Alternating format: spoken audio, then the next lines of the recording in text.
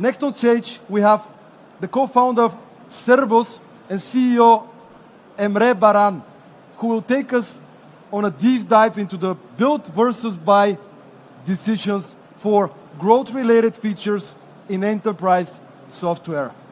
Let's welcome on stage Emre!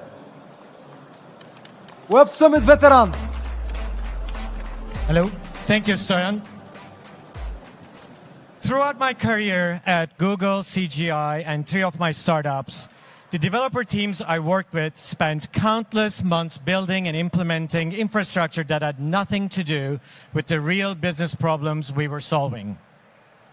20, 30 years ago, many of these technologies did not even exist. We had to build our own key value stores. We had to build our own unstructured data storage, username, password lookups, password rotations. We had to physically go and install infrastructure, servers, firewalls. And today, thanks to modern development and tools like this, we never have to think about them anymore. However, roles and permissions is something that we still build in every B2B software. Roles and permissions, the moment you have multiple users in multiple roles that need to collaborate together in order to complete a workflow in your software, you have roles and permissions.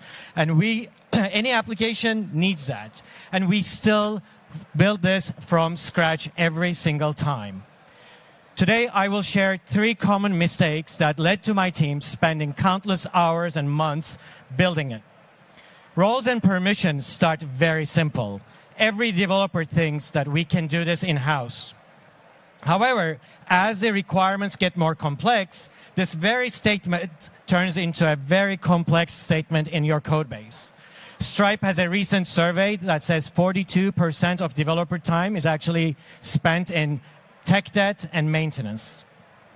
Mistake number 2 is thinking that we will need only 3 roles in my applications. Heck, if you leave the world to developers, there would only be 2 roles in your application. It would be a super user and a read-only user. However, life is more complicated than that. And think about an organization that has 20,000 users, 3,000 of them are managers.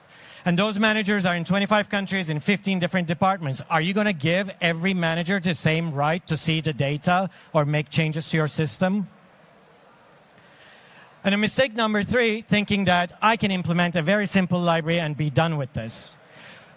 And what about all the other bells and whistles? What about multiple microservices that are written in different languages? How are we gonna translate that one logic into all of the other ones?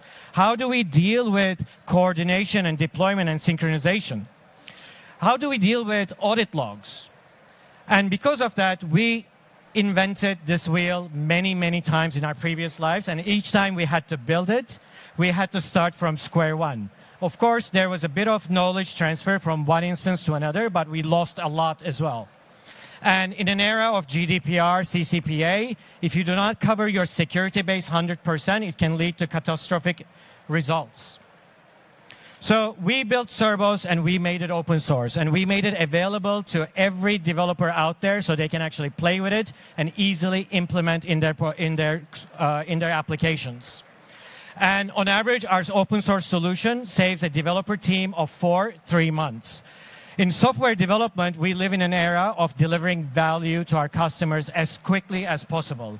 And with Cerbos, we are on a mission to help developers focus on their core business, not infrastructure. Thank you very much for your time. You can find us in Pavilion 3 in the growth stage area.